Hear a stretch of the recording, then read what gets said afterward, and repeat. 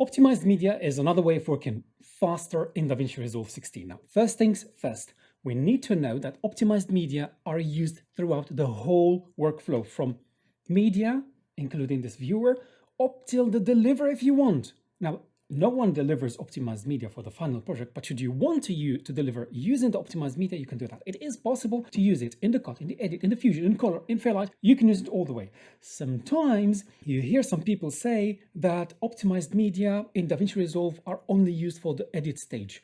And once you reach fusion and color, DaVinci Resolve does not use the optimized media. This is completely wrong. Optimized media is used throughout the whole workflow. However, what is correct is that when you apply an effect to a clip, a fusion effect to a clip, the fusion cache takes over from the optimized media.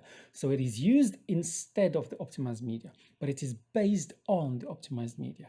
Okay, so you want to use it all the time, but then for selected codecs that are difficult to decode. Why do we use optimized media? For a simple reason. If you're going to shoot 4K, I have here, I've selected a few things. I've selected footage from Alexa, from Red, raw from Ursa, and I've got some MXF files from Sony SF7. I've got some stock footage, and God knows stock footage is 8264 mostly. So that is a criminal compression, which is really bad. Bad as in DaVinci Resolve or any software in the world, any software that is NLE for editing video is going to have to work more when you give that software an H.264. This is why optimized media is there, but it's also for RAW, okay, also for RAW, and I have deliberately gotten a stock footage 4K because this is the recipe for disaster. The recipe for disaster is a 4K footage which is H.264. This combination is exactly, it's like you're insulting your NLE. How dare you give a 4K H.264? But sometimes you have to, okay? You never want to shoot that. Never shoot 4K. If you notice, these are our projects from, these are our own projects, Alexa, Red, Ursa. We don't have H.264 stuff. It's either RAW or worst case scenario, we go with MXF, okay? To demonstrate how bad H.264 is, I had to use stock footage. And yes, it is a valid thing that when you need to use stock footage, it's already shot. It is already there. And if it's not really bespoke thing, as in you ask some people to shoot it for you, then it's already there. It's already in a particular format that is uploaded and you just need to buy it. This is why you have less control. And this is why you also need to optimize it. Now, we are going to go through the steps for how to do that. But first things first is to know what codecs, what formats and codecs need to be optimized. Let me start by saying all of them except those that are similar to the target optimized media. I'll show you what I mean.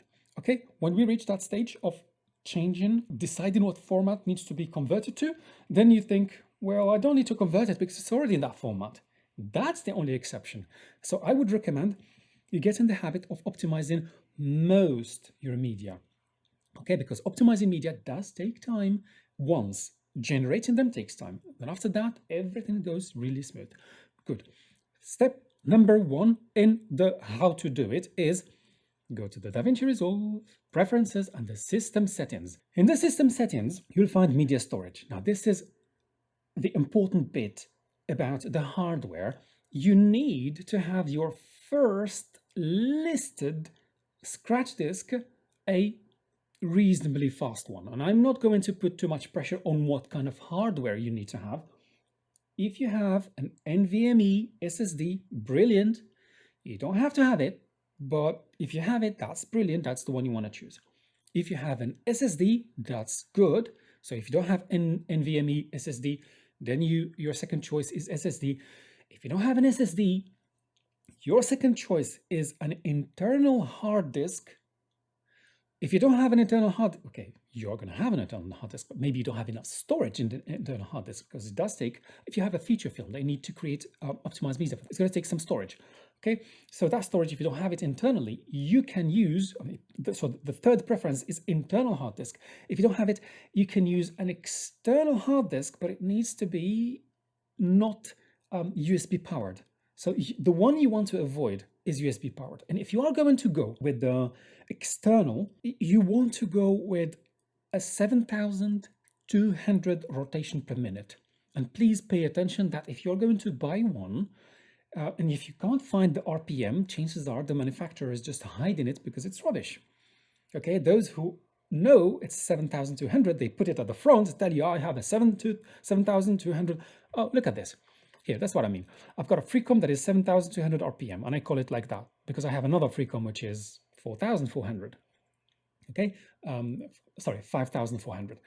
So the 5,400 RPM USB powered is the hard disk you never want to use. Okay, you never want to use.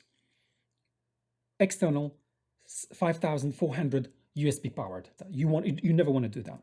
Okay, everything else is a matter of gets faster and faster up till NVMe. So this is stage number one. Make sure this is okay, right? So step number two in the how to do it is we go to the master settings of the project here, project settings, master settings, and we go down. Normally it shows like this, time format, video form, and you go down here and you have these two very important ones. Let's start with number 4, which is working folders. Remember that scratch disk that we had in the that we just talked about? That's what you need to choose.